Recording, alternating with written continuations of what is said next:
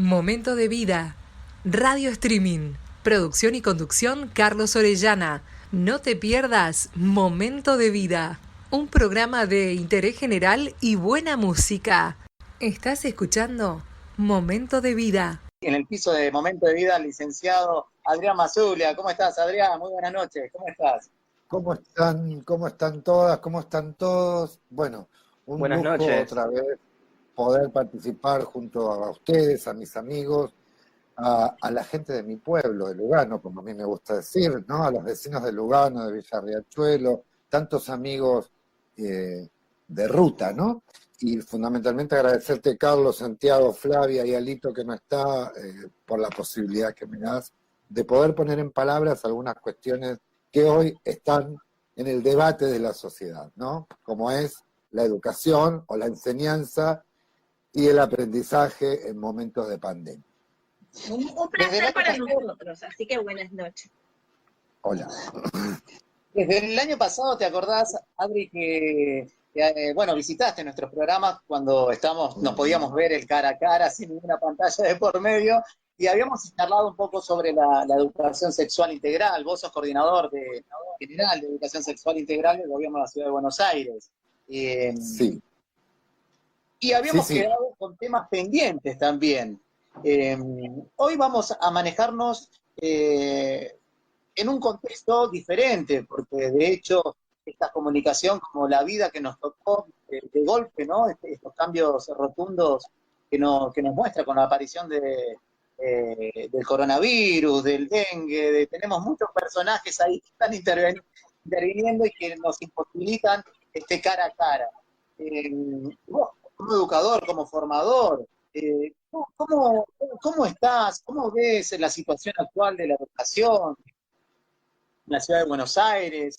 ¿Qué nos puedes contar? No sé si escuchas algún retorno o ¿nos escuchás bien? Yo te escucho como entrecortado, por ahí a los chicos no, pero a vos te escucho como entrecortado. ¿Ustedes me escuchan bien? Perfecto. Sí. Perfecto. Bien. Bueno, a ver, ¿por dónde empezamos, no? Digo, esto, cuando uno habla de educación, generalmente siempre los debates terminan siendo abiertos y nunca alcanza el tiempo como para poder resolver o por lo menos llegar a alguna idea central, y mucho menos ahora donde estamos enseñando y aprendiendo en nuestras casas. ¿Y por qué digo esto? Estamos acostumbrados, o nos estamos acostumbrando, o mal acostumbrando, tal vez, digo, desde mi reflexión como pedagogo, ¿no? A pensar en esto de que estamos educando la virtualidad, ¿no? Nosotros no estamos en la virtualidad. Hoy estamos cada uno de nosotros en nuestras casas, y esto no es menor. Porque cuando hablamos de que estamos educando en la virtualidad, estamos invisibilizando algunas cuestiones que desde la virtualidad no se pueden ver. Entre ellas, la potencialidad de lo que implica enseñar y la necesidad del aprender en un espacio especializado que es la escuela, ¿no? Entonces, esto no es menor. Hablar hoy de enseñanza y de aprendizaje es hablar de situaciones individuales. No estamos en un éter, no estamos en un mundo virtual, estamos en nuestras casas. Y digo que estamos en nuestras casas con todo lo que eso implica, ¿no? Tanto para los estudiantes, los pibes, las pibas, como para nosotros los docentes, ¿no?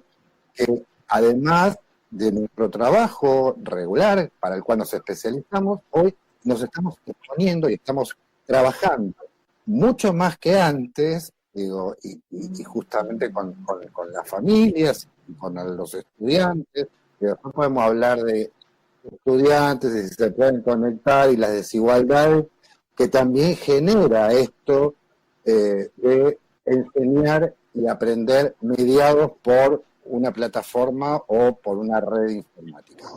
Esto es importante que lo tengamos en cuenta, ¿no? Un poco, si hablamos de que estamos en nuestras casas, estamos hablando de particularidades, estamos hablando de una mirada individual de cada uno de nosotros, pero a la vez una mirada que implica un contexto una familia, en el caso de que la haya, unas posibilidades que algunos tenemos y otros no las tienen, y justamente nuestra comunidad, en nuestros barrios, tanto Villa Crucero como Villa Hermano y todo el sur de la ciudad de Buenos Aires, digo, hay realidades que no se están contemplando, digo, en el sentido de que la pensamos en la virtualidad. Eso por un lado. Y por otro lado, entender también que cuando hablamos del coronavirus y cuando hablamos de la pandemia, no estamos hablando solo de un hecho, si se quiere, meramente clínico o epidemiológico. Hablar de una pandemia, el concepto de pandemia, también implican cuestiones sociales, económicas y culturales, sea cual fuera la pandemia, ¿no? Digo, en este caso es el coronavirus. Y justamente desnuda al interior de la sociedad muchas de las desigualdades en las que estamos, aún cuando estamos en la presencialidad, ¿no? Sí. Adrián, lo que estás... ¿Me escuchás? Sí, sí, perfecto. No, hablando en relación a esto que estás planteando, el tema de la virtualidad, los diferentes contextos, las desigualdades que estás mencionando, no puedo como que dejar de relacionarlo con lo que plantea un autor, un sociólogo, semiólogo argentino, que es Eliseo Verón, no sé, tal vez lo conoces, que habla sobre esta cosa de la mediatización de las sociedades en relación a los medios de comunicación, a las nuevas tecnologías y demás. Y lo que permite esta mediatización es la coexistencia de diversos sistemas que conviven dentro de esa sociedad. Y dentro de lo que vos planteás, que es el contexto familiar, educativo y cultural, pretende ser un poco más exigente en ese sentido y necesita de una cierta complejidad. En ese punto me gustaría preguntarte cómo atiende el sistema educativo esas dificultades, esos desafíos, esas complejidades, teniendo en cuenta que también tenés que intervenir como docente, planificar una clase, un tema o lo que sea, con un diseño, con una metodología y con nuevas formas de evaluación. Bueno, un poco compleja la pregunta, pero espero que se haya entendido. Hay mucho retorno. No, la verdad que no es compleja. La verdad que me preguntaste como para que empecemos a hablar ahora y terminamos a las 2 de la mañana, más o menos, ¿no? Pero, voy a tratar de poder responder a todo lo que me preguntaste. Digo, obviamente que estamos en una sociedad compleja. Digo, la complejidad es parte de este mundo, si se quiere, neoliberal en el que estamos viviendo, ¿no? Y en el que las sociedades, por lo general, están transitando. Y en este neoliberalismo que tiene poco de mirada al otro, ¿no? De mirada subjetiva, por ahí se pondera en estos momentos, digo, desde este tipo de miradas, se pondera a la tecnología y se sacraliza, digo, el medio que es una pantalla, porque no es nada más que una computadora y una pantalla a la que algunos podemos tener acceso, pero otros tantos no pueden tener. Entonces, por eso te decía que es tan complejo el tema educativo que no pasa solamente por la buena voluntad que tiene un maestro, un profesor, una profesora, una maestra, o la buena voluntad que pueda llegar a tener una familia para que su hijo se convoque al aprendizaje. Porque hay otras realidades que no se contemplan. Por eso quería empezar, como empecé, diciendo que no es lo mismo hablar de que estamos educando en la virtualidad que de que estamos educando desde nuestras casas, ¿no? Digo, porque ahí aparecen esas desigualdades que vos ves. Y si bien, obviamente, que la tecnología, nuevas formas de comunicarnos, digo, hicieron que en muchos casos, tanto maestros como estudiantes, pudiésemos aprender un curso acelerado de 2 días, cómo entrar en una plataforma, y de hecho, fíjate que estamos todos en la misma, digo, cuánto más significa, cuánto más duro es para aquellos que ni siquiera tienen la posibilidad en sus familias de contar ni con una computadora, ni con un teléfono celular con datos libres, y mucho menos cuando son familias, y lo digo porque yo soy criado en Lugano, digo, me imagino viviendo como vivía en Lugano 1 y 2, digo, yo viví en Lugano 1 y 2 muchos años, 30 años de mi vida, donde seguramente muchos de los oyentes que están escuchando y algunos amigos que me conocen, digo, el patio de juegos de mi departamento de 2 ambientes, de 3 ambientes, era la escuela. Digo, y es el mismo patio de juego que hay los chicos, por ejemplo, por tomar Lugano 1 y 2, ¿no? Digo, y lo que los chicos tienen actualmente, con la diferencia que cuando yo vivía en Lugano 1 y 2, la mayoría de las familias estaban compuestas y los departamentos se adecuaban a una familia de 2 hermanos, un papá y una mamá, o nada, o 3, 4, 5 personas.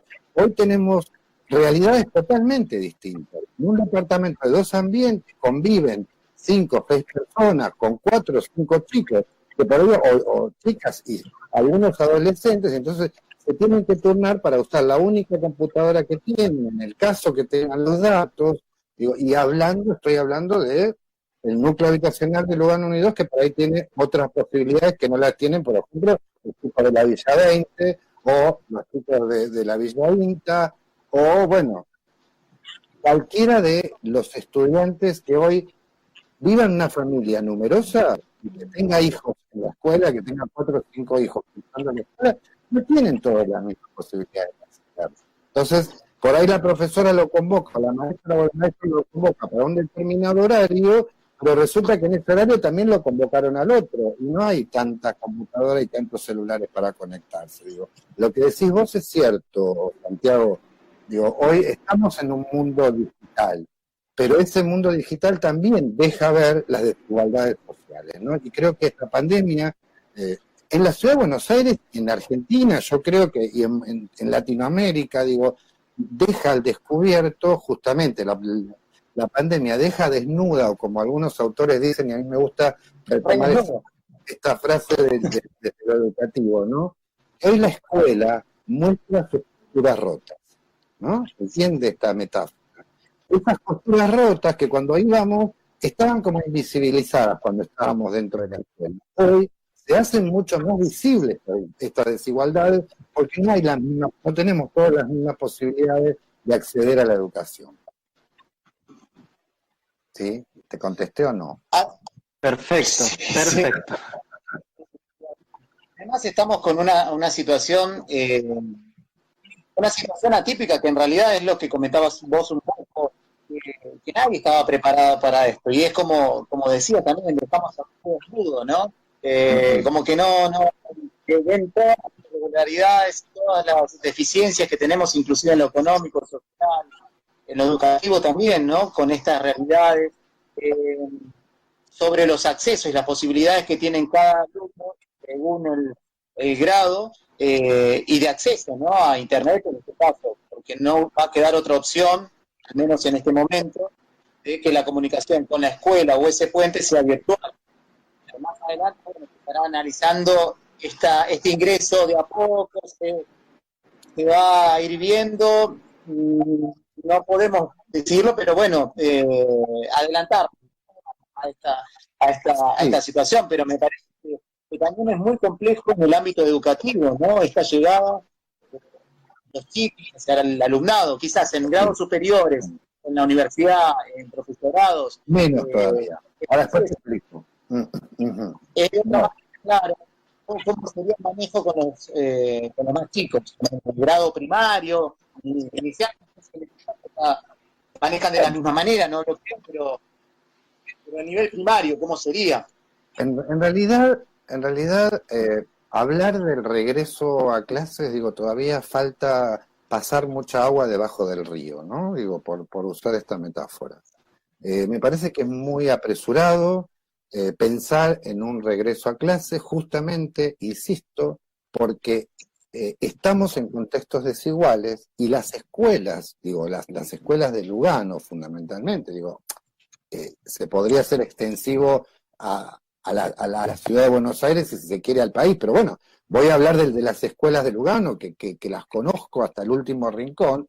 Digo, en las escuelas de Lugano, no están dadas las condiciones, ni sanitarias, ni de cantidad de estudiantes como para pensar un ingreso, generalizado. Digo, cuando hablamos de cómo volvemos a clase, digo, acá no lo podemos pensar desde un lugar generalizado. Digo, no van a volver, o no deberían, yo digo que no deberían, y pienso que así debe ser, digo, en sintonía con lo que también marca el gobierno de la nación, digo, porque también formamos parte, más allá de que somos la Ciudad de Buenos Aires, formamos parte de un contexto nacional.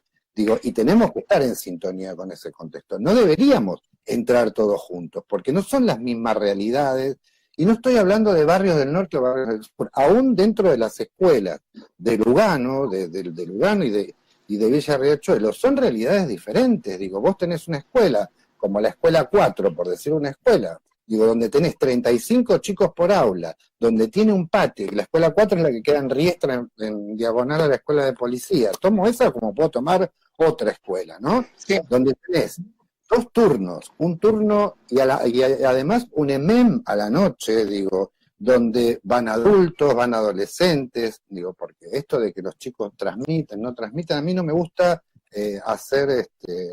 aventurar cuestiones que no tienen evidencia científica, ¿no? Digo, vos tenés en una escuela, tenés 35 chicos sentados de primero a séptimo grado en cada aula, y cómo sostenés, digo, aun que tengan que ir 1 o 2 días por semana, cuando hay escuelas por ahí en el norte de la Ciudad de Buenos Aires que tienen 25, 20 alumnos por grado, y es otra realidad totalmente distinta. Entonces no podemos pensar la vuelta de la misma forma. Seguramente tendremos que generar estrategias, tendremos que pensarlo juntos, y a mí me gustaría que esto se piense con la gente que camina a las escuelas, con la gente que estamos en el terreno, con la gente que conocemos las escuelas, no detrás de un escritorio donde se dice, bueno, tenemos que empezar las clases y vamos a empezar, digo. Empieza de la misma forma una escuela de Lugano o Villa Riachuelo, que tienen 35 pibes por grado, que una escuela donde hay 15, 20, 25 chicos y por ahí tienen mucho menos grados o muchos menos alumnos por sección de grado. Y bueno, este es un tema. Y otro tema que deja al descubierto la pandemia, ¿no? Digo, es el lugar de la escuela, ¿no? El lugar privilegiado, y en esto también sigo ahí mano a mano con Santiago. El lugar de la escuela como lugar privilegiado, donde se da la enseñanza y donde se da el aprendizaje. ¿Y por qué digo que la escuela es el lugar privilegiado? Y es lo que estamos extrañando, ¿no? Digo, ¿por qué la escuela donde en donde uno se hace, uno adquiere junto con el otro, digo, una cultura común, digo, es la escuela, el espacio de circulación, de producción de la palabra y fundamentalmente de construcción de la ciudadanía, digo, uno se hace ciudadano con otro, ¿no? Yo no me hago ciudadano a través de una pantalla, por ejemplo, y mediado por algo que hoy estamos valorando mucho, por algunos que estamos valorando mucho, que son nuestros queridos maestros y maestras y profesores, digo. A ver, hoy por hoy estamos diciendo qué valiosos son los profesores, pero no solamente porque algunos queremos que vayan los pibes a la escuela para tener un rato de tranquilidad en casa. No es por esto, digo. Valiosos son los profesores y los maestros porque son los que estamos especializados para enseñar, digo. Y entonces, hoy por hoy, no cualquiera puede, hoy nos damos cuenta que no cualquiera puede abordar situaciones de enseñanza cuando no es docente. Digo, y esto les pasa a los padres. Digo, y seguramente muchos de los docentes que están acá les pasará lo mismo. Sí, yo hago el cuadernito que me manda la maestra, o si tengo la posibilidad de entrar a la plataforma, o me lo reparten en el día, como el otro día me repartieron toda una cantidad de cuadernillos. Digo, pero ahora, ¿quién falta ahí? Falta la figura del maestro. Falta la figura del maestro, que es el que le puede dar sentido a ese contenido educativo, que después, bueno, ese es otro tema del que podríamos hablar, ¿no? Que estamos tan preocupados por la evaluación y por si van a pasar de grado y si van a aprender o no van a aprender, pero bueno, paro acá y por ahí alguna pregunta o algo, no me sigo Una muy importante, sobre todo, a ver, esta es súper importante para vos, y si vos sos el único que nos puede contestar esto, la ESI, ¿cómo se está manejando con toda esta locura virtual y de cómo llegar con esto que es muy importante, de un contenido tan, digamos, tan sutil, porque no es lo mismo el sentido que le puede dar el adulto, el nene, y acá entra justo esto de explicar que los papás no son docentes. Entonces, la ESI, ¿cómo se está aplicando en este momento? Bueno, yo creo que este es un momento privilegiado, digo. Como vos dijiste también, Flavia, hace un rato, digo, hay que buscar también aquellas cosas positivas, que positivas en el sentido que nos dan otras posibilidades, no porque esté bueno estar en casa cuando hay una escuela vacía, ¿no? Digo, me parece que es el contexto privilegiado porque es justamente el momento de encuentro. Y es el momento también en donde se ponen en juego algunos roles que estaban también mal dibujados, más que desdibujados, ¿no? Digo, cuestiones que tienen que ver con cuestiones culturales, cuestiones que tienen que ver con machismos, cuestiones que tienen que ver que como, por ejemplo, digo, contenidos de la ESI que se trabajan hoy por hoy, digo, y que por ahí los trabajamos sin saber que estamos haciendo ESI, ¿no? Y tienen que ver, por ejemplo, con que quién hace la comida, si la hace siempre la mamá, y por qué no la puede hacer el papá, que ahora tampoco está, que también está en casa, o cómo nos distribuimos las tareas, por qué hay cosas que son de varones, y por qué no las puedo hacer yo. Digo, ¿por qué no puedo agarrar el escobillón, o puedo agarrar la escoba y ponerme a barrer o a limpiar? Digo, estas nuevas configuraciones que nos da la posibilidad de que estemos en casa y que podamos ver, digo, y hasta trabajo que por ahí planteamos con los chicos de que hagan registros de qué cuestiones hacen los varones, qué cuestiones hacen las mujeres. Digo, esto para hablar un poco de la cuestión de género y qué importante es que desde la familia aparezcan estas cosas. Y después, por otro lado, tenemos la ESI en el sentido de las violencias. Digo, está apareciendo muchísimo esto, por suerte, justamente la mesa socioeducativa de Lugano, a quien les mando un abrazo, que somos los docentes y directores, y junto con la Escuela Técnica de la UBA, que la conformamos y hacemos que nos dedicamos, que comenzó como algo que tenía un objetivo, cuando me reuní aquella vez, en 2015 con el rector, digo, que tenía como objetivo una articulación entre la escuela primaria y la escuela técnica, se terminó transformando en un espacio de construcción de derechos, si se quiere, ¿no? Digo, de construcción de derechos y de defender los derechos de los pibes.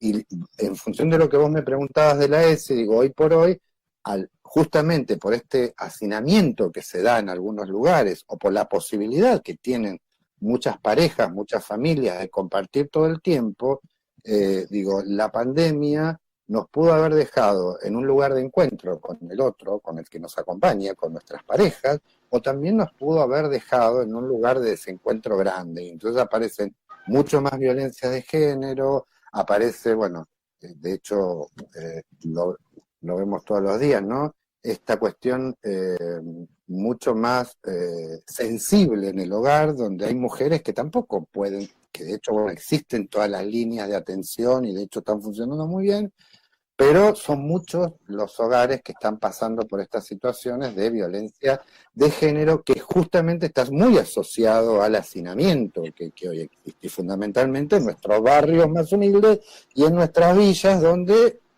insisto, hay familias en un departamento de 2 ambientes que viven 8 personas, ¿no? De un departamento pensado para 4 o 5 y están viviendo 8 o más. ¿No? Y mucho más en la Villa 20, en el INTA, en la Oculta, digo, donde ya sabemos cuál es la realidad. Entonces, bueno, si en contextos de no hacinamiento o de no pandemia, el número de mujeres violentadas y hasta muertas venía en ascenso, ahora se profundiza mucho más.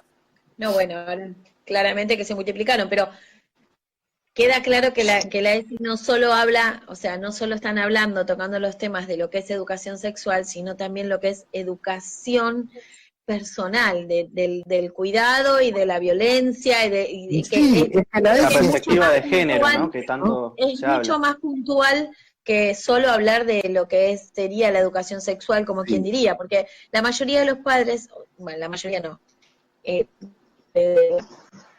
que la ESI habla solo de educación sexual, y no es solo de educación sexual, tiene un abanico muy amplio de contenido que es real y que se necesita Es que la ESI hablar. sí habla solo de educación sexual. Ahora, ¿qué entendemos por educación sexual? Justamente la educación sexual tiene que ver con todos estos aspectos que vos trabajás, que vos traes, Flavia. Tiene que ver no solamente con cuestiones biológicas, digo, que hacen, digo, bueno, nada, yo te puedo mandar un trabajito que me mandes el diagrama del aparato reproductor masculino y femenino. Eso no es la ESI, digo, eso es parte de la ESI. Digo, el sentido profundo de la ESI tiene que ver con la circulación de los afectos, ¿no? Digo, y ahí aparece, digo, cuando hablamos de los afectos, aparecen las nuevas formas de vivir las masculinidades, digo, por ejemplo, digo, los lugares que ocupamos en nuestras casas, y en este sentido que también planteabas vos, Santiago, y claro, la ESI está pensada en clave, o sea, se piensa en nuestro país en clave de género y en clave de derechos, fundamentalmente, ¿no? Digo, es derecho sobre a otros derechos. Sí, perdón. Adrián, yo también, a ver, yo acá haría un paréntesis también, que está muy bien, ¿no? El tema de tratar con la violencia de género, y como es un aspecto cultural también, quizás profundizar en la violencia en todos sus aspectos, más allá de géneros, si bien hay muchas mujeres así. Así que también que a nivel educativo, a nivel social, tenemos que educar para la no violencia, no solamente de género, sino inclusive con la ESI, ¿no? Esto de trabajar de valores, trabajar de la parte biológica, psicológica, emocional, ¿no? Pero apuntarnos un poquito más a lo que, porque no solamente, y más allá del hacinamiento, que es un problema social, que lo tenemos acá en la esquina verde, como decimos en Lugano, en nuestro distrito 21, distrito 19, también hay en otros lugares y también se viven tipos de violencia y en hogares que no necesariamente pertenecen a zonas vulnerables, ¿no? De villas, sino que también está presente. No, presente en todas las clases de Carlitos. Esto que vos decís, tiene mucho que ver, es interesante, porque justamente esto que vos decís, que es lo que no se puede hacer desde la pantalla. Digo, para esto necesitamos la escuela, ¿no? Justamente, porque la escuela es el lugar de construcción de ciudadanía, de construirnos con el otro. Digo, y acá, hoy, digo, cuando pensamos en la escuela, no pensemos solamente como el lugar donde, porque el sistema educativo está estructurado así, se estructuró en función de la tarea, digo, no la pensemos en el lugar de donde los pibes van a hacer la tarea, digo, o van a aprender un contenido determinado de determinada asignatura. Pensémosla desde el lugar de encuentro y del lazo, no digo de abrigo, del lazo. Este es el lugar de la escuela. Tan criticada, tan vapuleada, por eso creo que está criticada y tan vapuleada, ¿no? Cuando ahora nos damos cuenta que de estas cosas que vos planteás no se puede enseñar a través de la pantalla. No se puede enseñar a ser mejor si no estamos trabajando, si se quiere, en un común, ¿no? Pensando lo común entre todos, entre estudiantes y docentes y familias, ¿no? Adrián, pensando este tema perdón, seguí. No, quería revalorizar lo que dice Adrián, la labor docente, ¿no? Y el poder también que tiene la escuela, así como tenemos el poder, los educadores, tenemos el poder de poder sanar, aliviar algunas dolencias de los chicos, tanto familiar, porque muchas veces los chicos, los alumnos, el alumnado que llega a las instituciones educativas, quizás es el único refugio que tienen para poder pasar y sobrellevar esta vida, ¿no? O sea, y muchas veces es importantísimo, así como tenemos el poder de poder aliviar, ¿no? Y vamos a la redundancia, también podemos tener el poder de destruir, ¿no? Un mal docente o alguien que no le importa, que no se interese por la educación o por los Sí, claro. chicos, también puede causar mucho mal, ¿no? A lo que voy es el poder que tiene la educación y la importancia también que tiene la educación y de los educadores. Es muy importante el rol docente y el rol de educador. Era comentar, aportar un poquito más a lo que comentabas, Adri. Sí, sí, tal cual. Digo, me parece que acá el revalorizar el trabajo docente es fundamental, ¿no? Digo, más en un país y en una sociedad donde siempre el docente es el fusible, ¿no? O siempre es el fusible y siempre es el hilo más fino por donde se corta cualquier situación. Y en este caso, me parece que los que estamos sosteniendo la educación argentina, justamente somos los docentes. Digo, somos aquellos que, sabiendo aún que no es nuestro momento, no es nuestro horario, estamos trabajando, esto que se dice es real, digo, no es algo exagerado. Estamos trabajando mínimo 16 o 17 horas o más por día, digo, porque estás permanentemente en contacto. Digo, yo, por ejemplo, no estoy trabajando ahora como supervisor, pero estoy trabajando como profesor en la universidad y son durante las 24 horas te llegan mail, trabajos prácticos para corregir, para devolver. Digo, y esto... A ese punto quería llegar. Y perdón que te interrumpa. Sí. Recién hablabas de la escuela, del colegio, de las instituciones educativas como un campo en el que fluye el conocimiento y en el que se generan vínculos sociales y relaciones sociales. Y pienso también en esto que estás diciendo, en los desafíos que tiene el docente en la actualidad en relación a cómo aplica aquello que aprendió, porque hablamos de que el docente está preparado para estar frente a un aula, en un espacio que está adecuado para eso, que está, cada una de las cosas están planteadas para generar ese espacio, para generar ese ámbito en el que fluye el conocimiento y lo que uno quiere aplicar en su conocimiento, su tarea. ¿Cómo se prepara el docente en estos escenarios presentes en la actualidad, ¿no?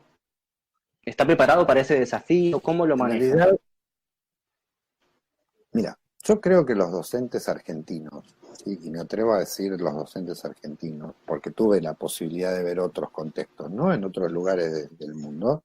Digo, los docentes argentinos, lo que no podemos lo atamos con alambre. ¿Se acuerdan esa canción de Company? Digo, siempre encontramos la forma de darle una vuelta a aquello que creemos que es un derecho y que tiene que ver con justamente un derecho de nuestros pibes, ¿no? Hoy estamos haciendo, y digo estamos porque, bueno, digo, me incluyo en el colectivo de mis compañeros y compañeras, digo, hoy estamos haciendo lo imposible porque vuelvo a las desigualdades económicas. A ver, y hablo del Distrito 21 concretamente, digo, hay pibes que se pueden conectar, pero hay una gran, que no, ni me atrevo a decir el número, hoy lo estuvimos charlando en una mesa que tuvimos con una diputada y una legisladora, digo, es increíble la cantidad de chicos que no tienen acceso a internet. Estamos hablando de Lugano y Villa Riachuelo, no estoy hablando de otras realidades, no estoy hablando ni siquiera del conurbano. Digo, no pueden acceder, entonces los maestros buscan la forma, digo, el gobierno de la ciudad envía cada tanto con las canastas alimentarias, cuadernos, cuadernillos que se reparten con esa bolsa, pero si un maestro hoy quiere intentar una plataforma, digo, que de hecho la hacen, pero sabiendo que no van a contar con el 100% de los estudiantes. No todos los alumnos tienen acceso a eso. No. Entonces, por eso hay que innovar. Es peligroso, claro, y entonces algunos están usando su celular, que tampoco corresponde, digo, que un maestro ponga su WhatsApp, su número de teléfono, su celular a disposición, pero nosotros somos así los maestros, otros se manejan con mail, otros se manejan con padres referentes, digo, por ahí en alguna escuela, en cada grado hay un papá que le pasa el WhatsApp al otro, que vive cerca del barrio, o que vive cerca de la manzana, o que vive cerca del mismo, o por el mismo edificio. Es complejo, están haciendo una tarea, la verdad, titánica, los docentes hoy estamos haciendo, ¿no? Digo, sí, claramente. Trabajo, obviamente como que nunca, no hay horario, o sea, no es quejarse, pero es como que no tiene un horario de corte, porque es como decís vos, los mails de los trabajos prácticos, las pruebas, todo, o sea... Sí, y la angustia que te genera también el que el otro no se pueda conectar, ¿no? Digo, y cuando hablo que no se pueda conectar, no estoy hablando de internet, digo, que no pueda tener ese contacto afectivo, cuando muchas veces vos sabés que ese pibe, no sé si vos, Flavia, lo dijiste recién, ese pibe, el único espacio, o creo vos, Carlos, el único espacio que tiene es la escuela. Digo, es el lazo que genera con la escuela. Digo, y de hecho, fíjense que el nivel de presentismo en estos distritos siempre es mucho más alto cuando hay poblaciones vulnerables que cuando no las hay. Digo, ¿pero por qué? Porque la escuela es el lugar del encuentro, ¿no? Es la el escuela, refugio. Para que me rete la maestra o el maestro, alguien me mira, alguien me escucha, alguien me orienta, alguien me ayuda. Sí, es un espacio de construcción del conocimiento. Y en relación a, volviendo un poco a lo que planteaba Carlos hace un momento, en la diferenciación de escuela secundaria, media, terciaria, universitaria, hay obviamente diferentes grados de conocimiento y de dificultad para aprender, pero pensaba sobre todo en los chicos que recién están aprendiendo, los nenes básicamente, que recién aprenden a leer y escribir, ¿no? Y un poco atendiendo a esto que hablábamos del desafío, del innovar, de los docentes, hay un texto muy interesante de un sociólogo que es Richard Sennett, que habla sobre la artesanía en relación a la educación, cómo el docente articula y maneja algo en relación a lo que simplemente hay como la intención de formar algo lindo y de educar y de mostrar eso que aprendió, ¿no? Sí, tal vez tendremos que pensar en una idea mucho más profunda de lo que es enseñar, y no por ahí quedarnos en aquellas pautas de enseñanza que tenían nuestros padres respecto de nosotros, ¿no? Esto digo, es un poco más profundo para analizar, y sería irresponsable por ahí que lo analicemos así a vuelo de pájaro. Pero fundamentalmente, insisto con esto de la especialización, ¿no? Digo, el docente se está especializado en la enseñanza. Con esto que vos decís de los primeros grados y el aprendizaje de la lectura y de la escritura, esto te lo digo como pedagogo, digo, ningún chico va a fracasar en la vida porque esté atrasado 6 meses en aprender a leer y escribir. Digo, de hecho, te cuento que en algunos países del mundo, por ejemplo Finlandia, que es un país donde muchos nos miramos como, bueno, como que fuera, digo, ahí hasta los 8 años, 9 años, en algunos casos no es el momento para aprender a leer y escribir. Entonces, no nos preocupemos, digo, para bajar un poco la ansiedad, digo, si hay oyentes que están escuchando, digo, no nos preocupemos tanto por los contenidos, por lo que no se aprende, porque se aprenden otras cosas, digo, en estos momentos, digo, y ahí la importancia no solo de la familia para los pibes que la tienen, sino la importancia del lazo, digo, y de seguir manteniendo. Yo creo que más allá del contenido educativo, lo que tenemos que sostener con los pibes es ese lazo afectivo, digo, llamarlos, aunque sea, decirle, bueno, conectarnos, estás bien, nada, pudiste hacer algo, y si no lo pudiste hacer, no importa, porque yo no te puedo, si yo me pongo a evaluar hoy, ¿qué estoy evaluando? Los conectados y los no conectados, las conectadas y las no conectadas. ¿Qué evalúo? Si vos tenés 3.000 pesos para pagar el cable, que no quiero hacer ninguna publicidad de ninguno, digo, si tenés 3.000 pesos para pagar la conexión a internet, o estoy evaluando si vos aprendés o no. Digo, esto también es importante tenerlo en cuenta. Digo, entonces estamos preocupados que la nota, que esto, que si va a ser el bimestre, que si le ponemos nota, que si no le ponemos... No importa eso, lo que importa es sostener el lazo. Ya habrá tiempo para eso. Nadie se murió por retrasarse 6 meses, aunque volvamos el año que viene, los maestros sabemos cómo hacerlo, sabemos cómo nivelar. Digo, de hecho, también hoy las escuelas son diversas en la presencialidad. Digo, también hay escuelas donde se avanza por un lado y otras escuelas avanzan por otro terreno que por ahí es propio del que necesitan los pibes, ¿no? Digo, entonces, tampoco es generalizado, no podemos hacernos tanta mala sangre porque no van a aprender, porque un año de vida perdido y todas estas cosas, estas pavadas que se escuchan, que yo las acepto, pero bueno, sin fundamento, ¿no? Sin fundamento. Perdóname, Adrián, justamente con lo que estás hablando hacemos referencia, hay un oyente que también es un amigo de la casa, Germán Gaurat, que es docente también, y justamente consulta sobre lo que estabas hablando, lo que recién dijiste, porque dice, ¿qué opinan sobre el tema de la evaluación? Claro, porque en realidad hay un comunicado... Pero es que hacemos un programa. Tenemos para rato, pero hay un comunicado sobre esto de valoración. ¿Cómo lo ves con respecto a la famosa valoración? ¿Qué valoramos? Como decías vos, ¿qué evaluamos, qué valoramos? ¿Evaluamos o valoramos? ¿Cómo nos manejamos en ese aspecto? Bueno, la evaluación por ahí, digo, en principio hay mucha noticia alrededor de lo educativo que no es real, que no es verdad, digo, y hay muchas también marchas y contramarchas, digo, porque en esto se va como recalculando, como el GPS, ¿no? Digo, y siempre insisto, digo, la ciudad forma parte de un contexto nacional, digo, y en algunas cosas tendrá su autonomía y en otras también se debe al concierto nacional, ¿no? Con respecto a la evaluación, obviamente, cuando uno evalúa, la valoración es intrínseca a la evaluación, o sea, uno evalúa, ¿qué es evaluar? Es valorar en algún punto, ¿no? Digo, y uno emite un juicio de valor. Yo estoy evaluando a una persona o estoy evaluando un elemento y emito un juicio de valor, digo, me parece que está bueno, que no está bueno, que le falta, que no le... Digo, cuando yo valoro o hablo de evaluación en este momento como acreditación, como digo, la evaluación como acreditación es la nota que me dice, pasé de grado, no pasé de grado, pasé de año, no pasé de año, digo, me fue bien en un parcial o no me fue. Digo, ¿cuántas certezas tenemos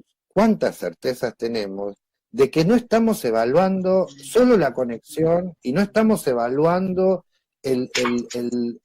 las posibilidades que los pibes tienen de acercarse a ese objeto de conocimiento, digo.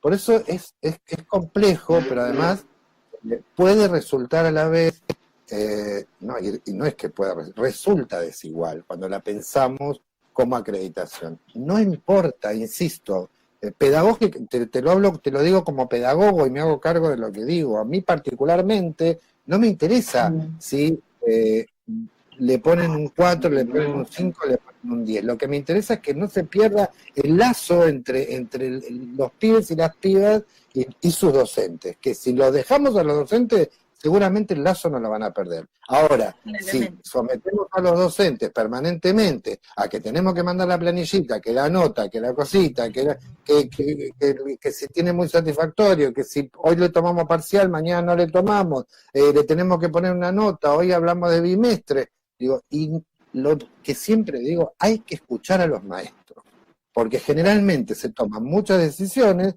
detrás de los escritorios con gente que no tiene escuela caminada, como digo yo, que no ha pisado el barro, ¿no? Y cuando digo que no ha pisado el barro es porque nosotros los que trabajamos hace 37 años en Lugano hemos pisado el barro de Lugano cuando las calles todavía no estaban terminadas de asfaltar.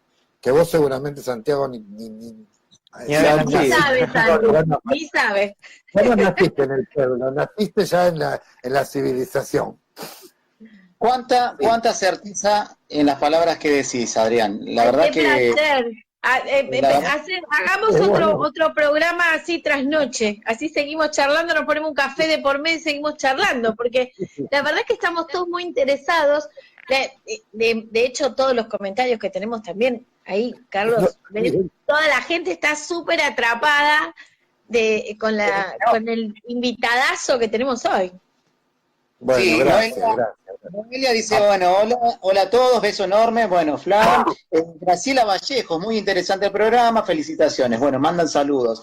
Siendo las 22 horas, minutos, el programa ya estamos al límite. Adrián, se nos pasó volando el programa. Aunque no lo creas. Como siempre. La verdad que es muy gratificante tenerte en el programa y además con este poder que yo siempre digo que los maestros tienen esa obligación y los profesores, ¿no? Esa tarea de hacer lo difícil fácil.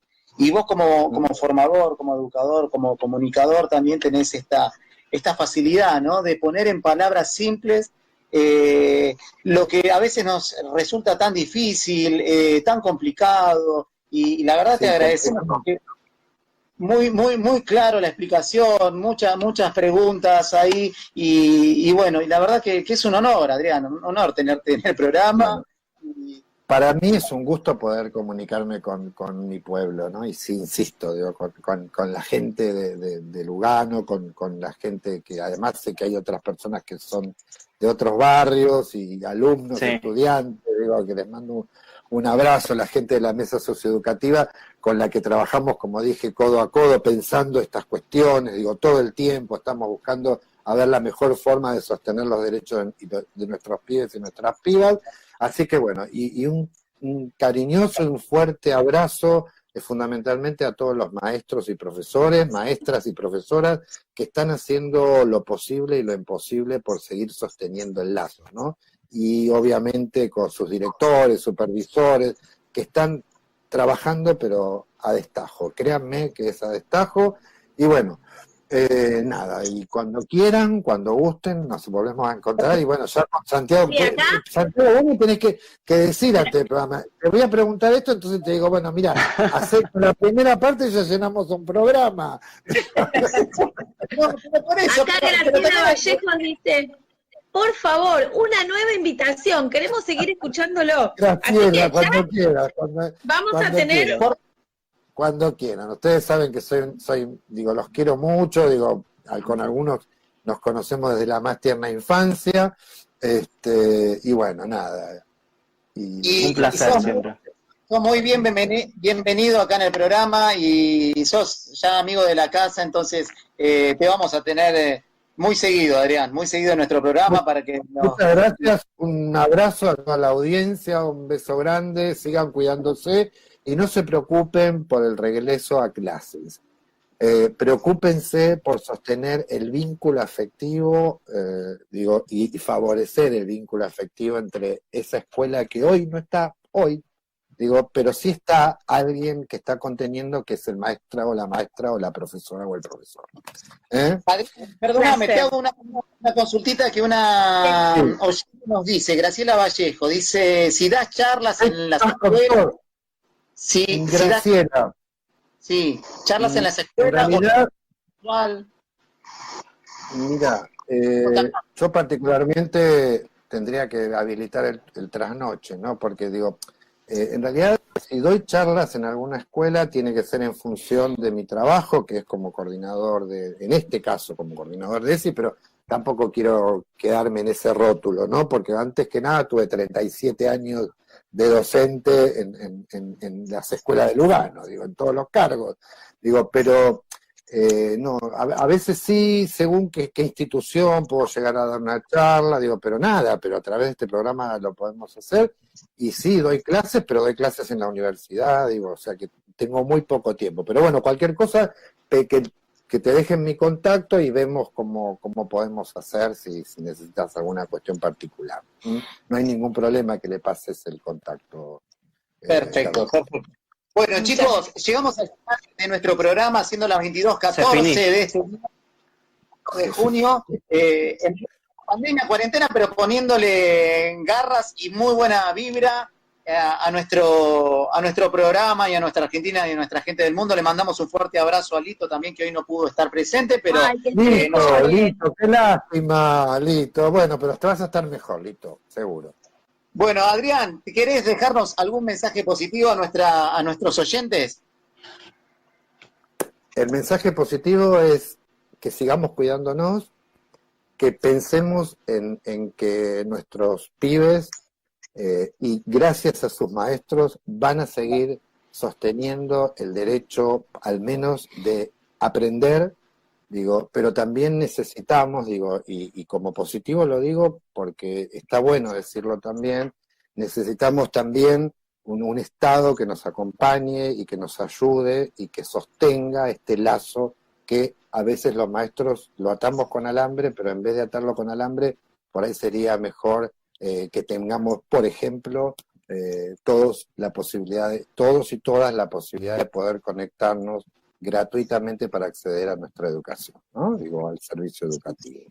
Digo, esto es una demanda más que un alivio. Digo, lo mejor que nos puede pasar es seguir sosteniendo el lazo y seguir pensando en la escuela y seguir pensando en la vuelta. Digo, me parece que en la vuelta a la escuela no es una cuestión que solo la tengamos que pensar los maestros, digo, también las familias, también, digo, obviamente, hoy dijo el ministro de Educación que va a estar regulada la vuelta por cuestiones sanitarias, me parece correcto, porque también las escuelas están preparadas para ediliciamente y con los elementos necesarios como para garantizar la higiene cada 4 horas, por ejemplo, ¿no? Como se pide o como se hace en algunas provincias.